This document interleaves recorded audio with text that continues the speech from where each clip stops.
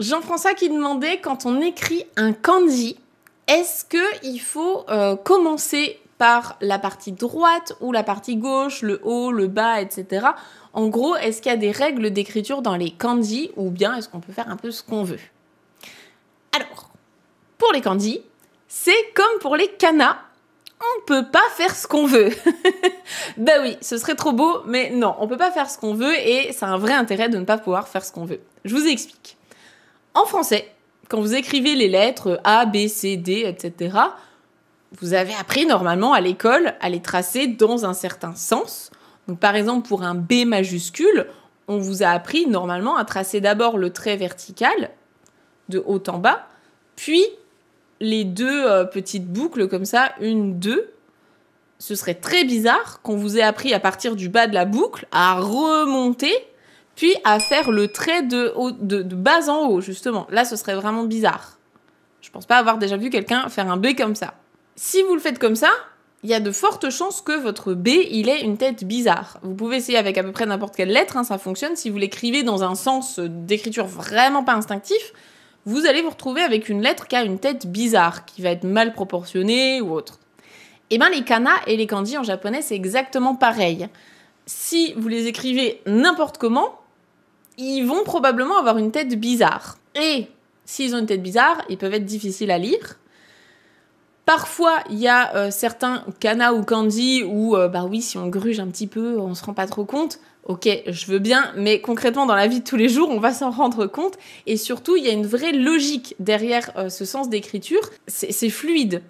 Si vous imaginez que vous l'écrivez au pinceau, en calligraphie, donc ce qui était fait avant les stylos plumes et les stylos billes, hein, bien sûr, eh bien, il y avait une vraie logique à écrire les kanji et les kana dans ce sens-là parce que c'est fluide. Quand vous écrivez ça avec votre pinceau, les traits s'enchaînent bien, hop, on récupère ça là, il y a un arrondi ici. Voilà, c'est vraiment logique, ça a été pensé pour ça. Donc, ça s'enchaîne de manière fluide. Maintenant, est-ce qu'il y a des règles d'écriture générales? Oui, que ce soit pour les kana ou les kanji, c'est pareil. Pour les kana, vous vous êtes entraîné, normalement, je pense, quand vous les avez appris, hein, vous avez remarqué que c'est toujours de haut en bas et de droite à gauche. Et bien, on retrouve la même logique pour les kanji. Donc, en fonction de si le kanji est simple, par exemple, le kanji de l'arbre ou le kanji de la personne, donc ki ou bien hito, sont des kanji simples qui sont composés d'une seule clé. Là, c'est assez instinctif en général de comment les écrire. Sinon, vous regardez bien sûr dans un livre de kanji ou autre, hein, ou dans vos cours. Maintenant, s'ils sont composés de plusieurs clés. Donc les clés dans les kanji, ce qu'on appelle les clés, hein, c'est justement on prend des petits kanji simples et on va les coller pour former un seul et même kanji. Donc là, avec le kanji de hito et le kanji de ki, donc la personne plus l'arbre, quand on les met ensemble sous forme de clés, ça donne le kanji de yasumi. Yasumu, se reposer, les vacances, c'est un homme, une personne contre un arbre. Donc on a la clé de l'homme sur la gauche et on a la clé de l'arbre sur la droite.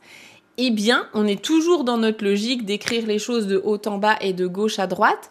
Donc on commence par la clé de gauche, la clé de l'homme, qui elle-même s'écrit de haut en bas, puis la clé de l'arbre, qui elle-même s'écrit de haut en bas. Pour les kanji qui ont une clé sur la partie supérieure, donc par exemple hana, la fleur, vous avez la clé des plantes au-dessus, et en dessous vous avez encore deux clés. On va les écrire encore une fois de haut en bas et de gauche à droite. Donc j'écris d'abord ma clé des plantes, puis dans la partie qui est en bas, j'écris d'abord ce qui est à gauche, donc l'espèce de i, et ce qui est à droite, donc l'espèce de hi. Voilà, c'est toujours cette logique-là. C'est très rare qu'il y ait une logique différente, et c'est pour ça que vraiment je vous incite fortement à, quand vous apprenez vos kanji et vos kana, à les écrire à la main en recopiant bien l'ordre des traits.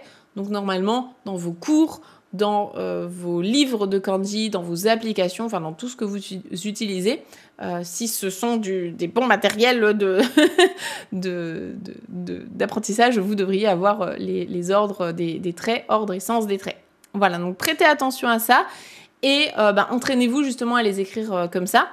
Je vous demande pas de faire des lignes et des lignes d'écriture de kanji comme ce que moi j'ai fait à l'école fac de japonais, école de langue au Japon, c'était un supplice. Et juste faire ça, uniquement ça, c'est un peu utile, mais c'est clairement pas le plus efficace.